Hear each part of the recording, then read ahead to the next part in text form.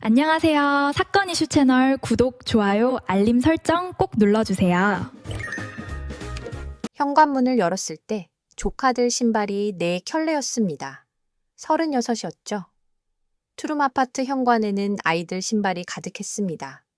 운동화, 슬리퍼, 발등이 해진 실내화까지. 그 신발들이 어떻게 거기 오게 됐는지 지금 생각해보면 참 이상한 일이더군요. 그날 새벽 5시 반이었습니다. 조카 준이 도시락을 쌌죠. 계란말이가 자꾸 풀려서 3번을 다시 말고 그래도 모양이 영 안 나와서 결국 그냥 넣었더군요. 아이가 좋아하는 멸치볶음도 한 줌 더 넣어서. 버스 정류장까지 뛰어가는 준이 뒷모습을 보면서 구두 뒤꿈치가 또 닳았다 싶었습니다. 사줘야지 했는데 그게 벌써 2달 전이었죠. 언니가 아이들을 두고 간 건 7년 전이었습니다. 이혼하고 나서 딱 열흘 만이었죠. 짐도 없이 왔어요. 애들 옷 2봉투하고 분유캔 하나. 엄마가 전화를 했습니다. 목소리는 이미 결론이 나 있었더군요. 채윤아, 네가 시간 많잖아. 네가 해야지. 그 한마디였습니다. 저는 그때 29이었고 입사한 지 3년째였습니다.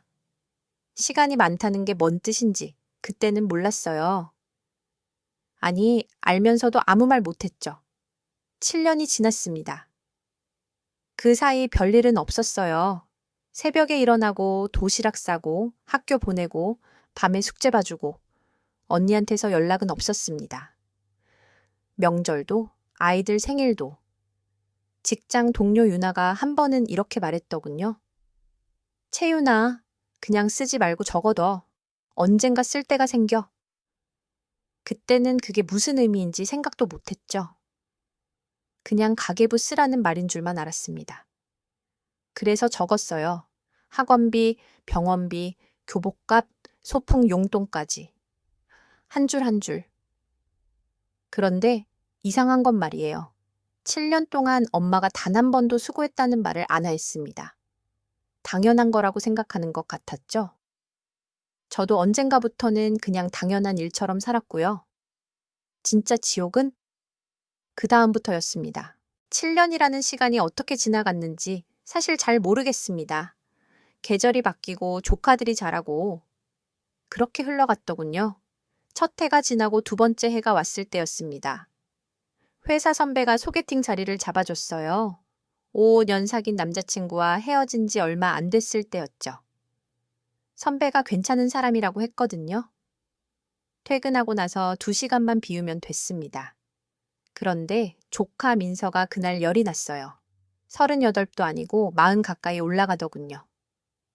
소개팅 자리에 연락을 드렸습니다. 갑자기 일이 생겼다고. 선배한테는 미안하다고. 그게 마지막이었어요. 그 이후로는 아무도 연락을 안 해오더군요. 그럴 만도 했죠. 그 사이 언니한테서는 연락이 없었습니다. 명절 때 문자 하나. 아이들 잘 있지? 그게 전부였더군요. 그러다 어느 날 저녁 스마트폰을 내려놓으려다 우연히 보고 말았습니다. 언니 계정이었어요. 사진 하나가 올라와 있더군요. 어딘가 리조트 수영장이었습니다. 언니가 선글라스를 쓰고 웃고 있었고 캡션엔 힐링이라는 단어가 있었죠. 밖에서는 민준이가 학원 숙제를 못했다고 울고 있었습니다. 숟가락을 내려놨어요. 밥알이 목을 넘어가질 않더군요.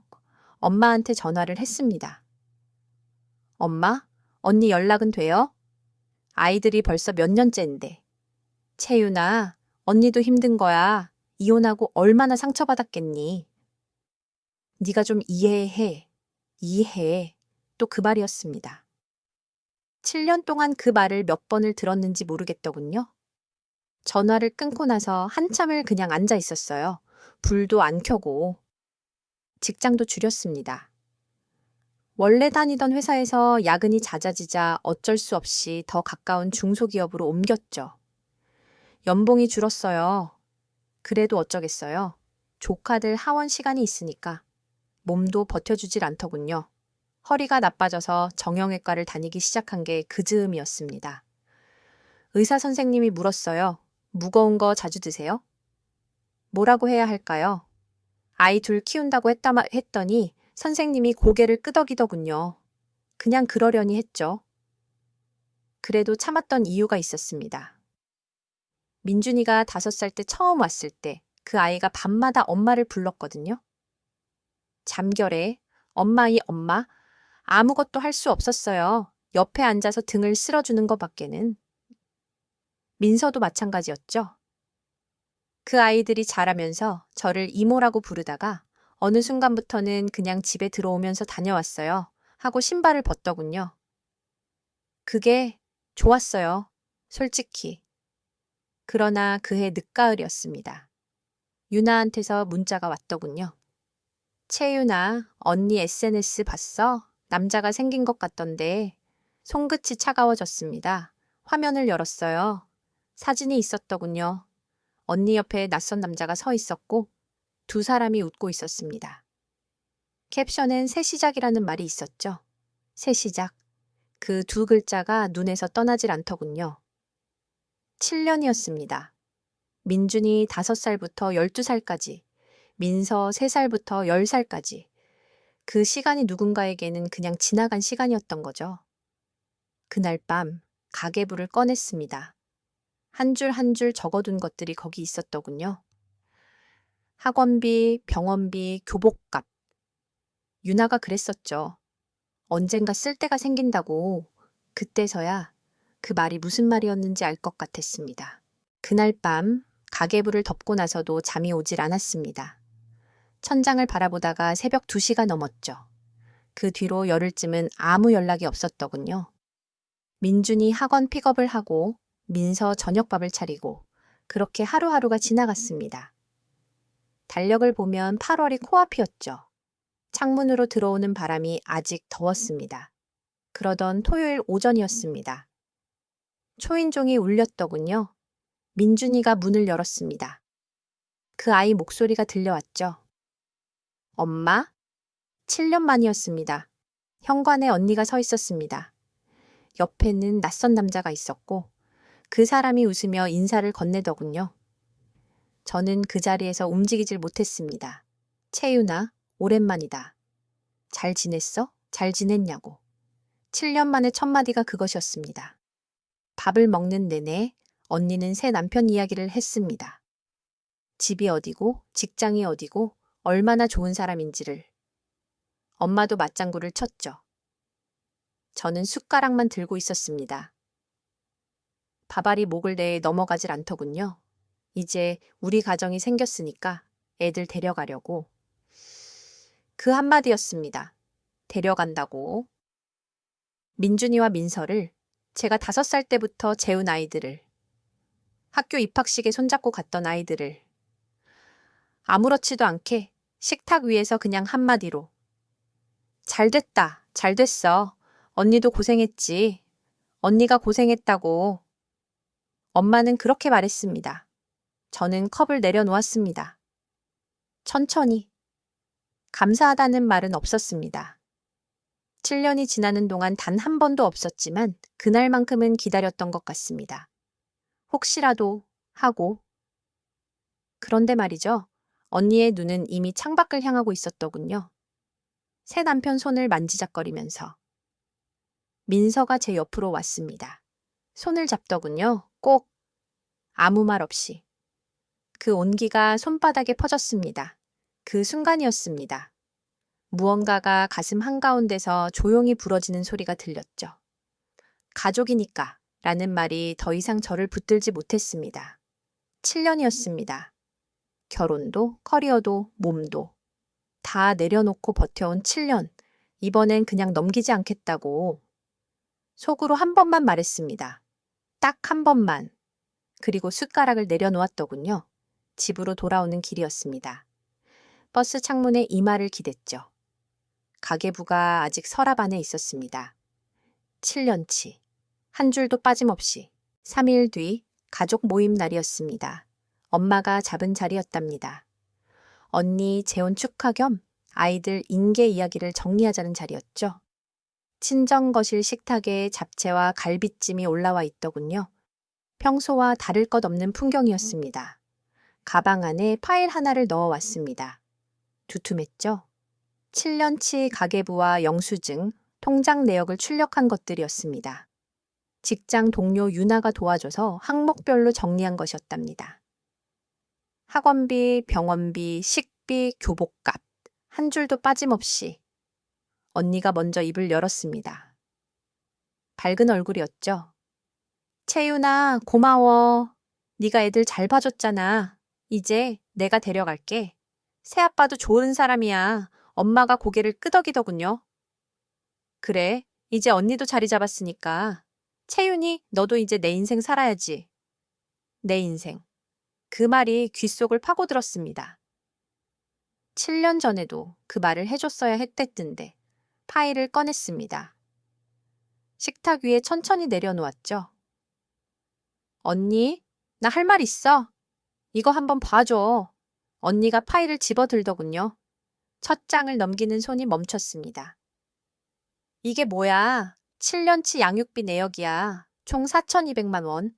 잠깐의 침묵이었습니다. 잡채 냄새가 방 안에 가득한 채였죠. 아무도 젓가락을 들지 않았습니다. 야, 가족끼리 이게 무슨 짓이야? 내가 어디 갔냐? 힘들어서 잠깐 정신 차리러 간 거잖아. 7년이 잠깐이야. 그 한마디였습니다. 더 길게 말하지 않았죠. 언니의 얼굴이 굳어지더군요. 입술이 움직이다 멈췄습니다. 채윤아, 가족끼리 이러는 거 아니야. 언니가 힘들었던 거 너도 알잖아. 엄마, 나도 힘들었어. 7년 동안. 엄마가 입을 열려다 닫았습니다. 처음 보는 표정이었죠. 뭐라고 해야 할지 모르는 얼굴. 그 침묵이 오히려 모든 말을 대신했습니다. 언니가 파일을 식탁에 내려놓으며 말했습니다. 법적으로 청구할 거야? 그게 말이 돼? 법적으로 청구하는 거 나도 알아봤어. 되더라. 그게 전부였습니다. 더 싸우지 않았죠. 목소리를 높이지도 않았습니다. 파일은 식탁 위에 그대로 두었더군요. 자리에서 일어나기 전 조카들 방에 잠깐 들렀습니다. 두 아이가 핸드폰을 보다가 고개를 들었죠. 이모, 오늘 같이 있어도 돼? 가슴 한쪽이 무거워졌습니다. 무릎을 굽혀 눈높이를 맞췄죠. 너희는 아무 잘못 없어. 알지? 아이들이 고개를 끄덕이더군요. 말은 없었습니다. 안아주고 방문을 닫았죠. 현관을 나서는데 등 뒤로 엄마 목소리가 들리지 않았습니다. 처음이었죠. 7년 만에 처음으로 아무 말도 없이 그 집 문이 닫혔습니다. 버스 정류장까지 걸어갔습니다. 가방이 가벼웠더군요.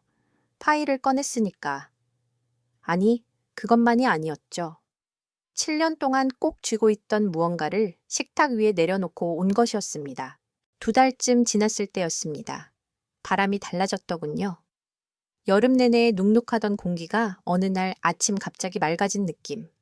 가을이 왔다는 걸 창문을 열다가 알게 됐죠. 그날 이후로 새벽에 일어나는 버릇이 사라졌습니다. 도시락 쌀 일이 없으니까요. 처음엔 그 고요함이 낯설었죠. 알람 없이 깼다가 다시 눈을 감고 그냥 누워 있었습니다. 아무도 깨울 사람이 없는 새벽이었더군요. 그러던 어느 아침 휴대폰에 문자 하나가 와 있었습니다. 큰아이가 보냈더군요. 이모, 잘 지내? 그게 전부였답니다. 짧은 문자였습니다. 답장을 쓰다가 지우기를 3번 했죠. 결국 보낸 건 4글자. 응, 잘 지내? 그걸로 충분했습니다. 그 주말에 처음으로 혼자 영화를 봤습니다. 언제부터 보고 싶었는지 기억도 안 나는 영화였죠. 조카들이 좋아하지 않을 것 같아서 미뤄뒀던 거였는데 그 생각을 하다가 멈췄습니다. 이제 미룰 이유가 없더군요. 7년이라는 시간, 가끔은 그게 낭비였나 싶기도 합니다. 그런데 말이죠. 그 아이들이 처음 걸음마를 뗐을 때, 열이 펄펄 끓던 새벽에 제 품에서 잠들었을 때 그 온기만큼은 아무도 가져가지 못했습니다. 제 안에 남아있는 것이죠. 혹시 지금 이 이야기가 남의 일 같지 않으신 분들이 계실지 모르겠습니다. 가족이라는 이름 아래 당신의 시간이 조용히 사라지고 있다면 그 무게가 당연한 게 아니라는 것, 채윤이 7년치 가계부로 보여줬습니다. 기록은 거짓말을 하지 않더군요. 당신의 수고도 마찬가지입니다.